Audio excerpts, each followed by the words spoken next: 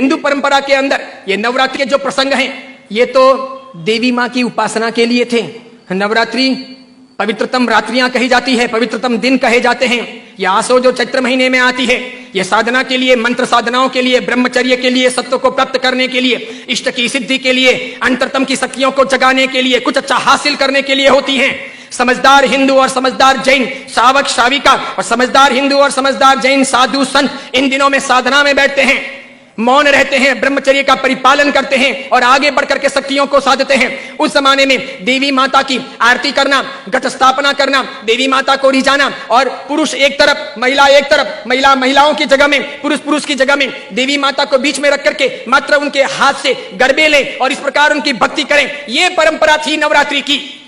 उसके बाद में मात्र गुजराती स्टाइल में डांडिया आए थे, तो बहनें बहनों में खेलती, बीच में देवी मां की स्थापना की जाती, पुरुष में खेलते और इस प्रकार नौरते रखते, नवरात्रि पालते, खान पान का ध्यान रखते। उन दिनों में कोई शराब नहीं पीता, गुटखे नहीं खाता, चाय तक नहीं पीता, व्यसन नहीं करता, अलग अलग शयन करते, पति पत्नी अलग अलग रहते, ब्रह्मचर्य की साधना करते, संपर्क नहीं करते, शुद्धता प्राप्त करते और इतने सारे भोग विलास की जिंदगी के बीच में, इतने सारे विषय वासनाओं के बीच में कोशिश करते कि कुछ दिन पवित्रता के साथ बिताएं ताकि देवी माताओं के सानिध्य प्राप्त करके हम शक्ति संपन्न बन सके, उनके आशीर्वाद अपनी जिंदगी में फल सकें। गरबे गए, फिर डिस्को आया, नाना प्रकार के धुनें आई, नाना प्रकार के गायक आए,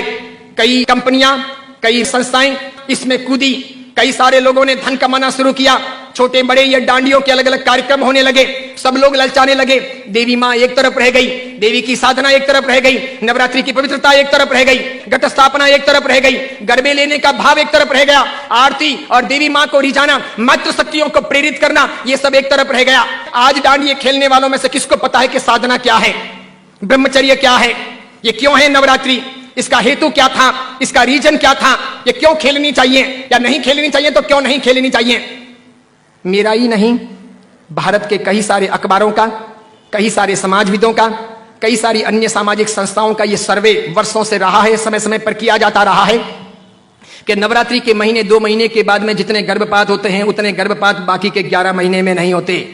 तो ये व्यभिचार नहीं है तो क्या है, ये दुराचार नहीं है तो क्या है, ये जीवन की भ्रष्टता नहीं है तो क्या है। इस बात पर मैं कुछ वर्षों पहले बोला था, अभी किसी ने वो वीडियो वायरल कर दिया और उस वीडियो को लेकर के अखबार ने लिखा। मैंने कहा जो सच है वो सच है कि हम अपनी साधनाओं को बचाएं, बेच ना दें। हिंदू धर्म की परंपरा हो कि जैन धर्म की परंपरा हो, कोई भी उत्सव महोत्सव हो, मैंने समय समय पर यह भी कहा था गणपति अगर हिंदू धर्म के देवता हैं और गणपति के महोत्सव अगर मनाए जाते हैं या उनका आराधन अगर किया जाता है तो उसमें कहीं जुआ नहीं खेलना चाहिए, शराब नहीं पीनी चाहिए, गणपति के नाम पर तमाशे नहीं करने चाहिए, लड़कियों के साथ में नाच गान नहीं होने चाहिए, गणपति लड़कियों को छेड़ने के लिए महोत्सव के तौर पर नहीं आ रहे, लड़कियां अपनी जगह पर हों, पुरुष अपनी जगह पर हों, वहां शराब नहीं पी जानी चाहिए, उनके पैसों का प्रपंच नहीं होना चाहिए, गणपति को सेलेबल नहीं बनाया जाना चाहिए। हिंदू धर्म अगर इन चीजों को नहीं संभालता है तो धीरे धीरे भारतीय संस्कृति का विनाश होगा।